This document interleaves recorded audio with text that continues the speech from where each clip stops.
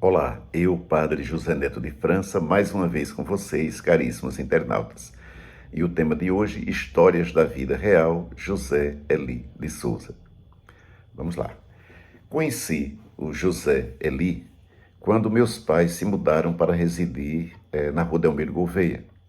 Após minha irmã Jerusa casar-se com José Francisco de Souza, no mês de maio de 1969, ambos foram morar numa casa na mesma rua, cuja residência vizinha residia uma senhora de nome Maria José, que era zeladora da Igreja Matriz de São Cristóvão.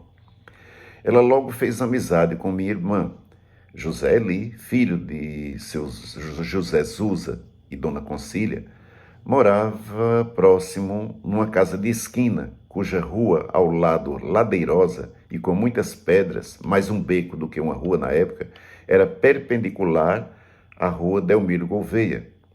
Foram inúmeras as vezes que desci dessa ladeira de carrinho de rolimã, parando só quando batia na parede da casa de minha irmã. Logicamente que quando ela ou alguém via, brigava comigo, porque estava danificando a parede, mas era coisas de pré-adolescente. Vamos lá. A casa de meu cunhado e minha irmã Jerusa ficava à frente do início dessa rua, ou seja, desse beco. Eu frequentemente estava na casa da minha irmã e José Eli, do mesmo modo, na residência de Dona Maria José, em função dele ser coroinha da Igreja Matriz de São Cristóvão. E foi a partir daí que iniciamos nossa amizade e foi dele que partiu o convite para eu ser coroinha também.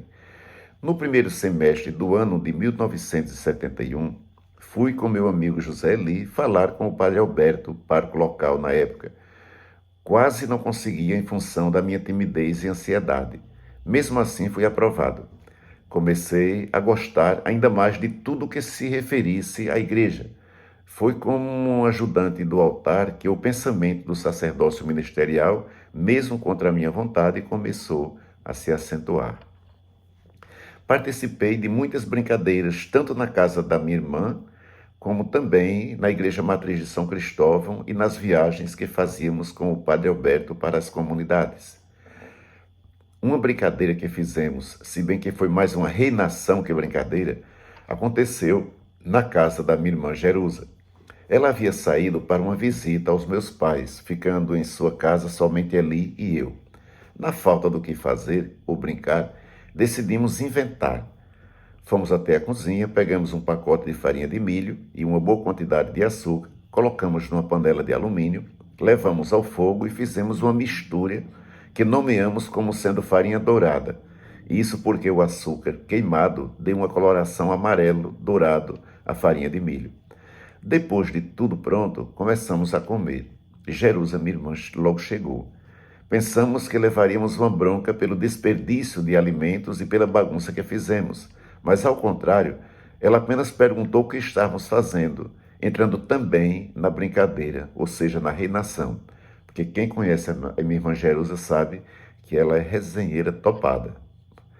Por volta do ano de 1972, ele viajou com sua família para residir na capital paulista.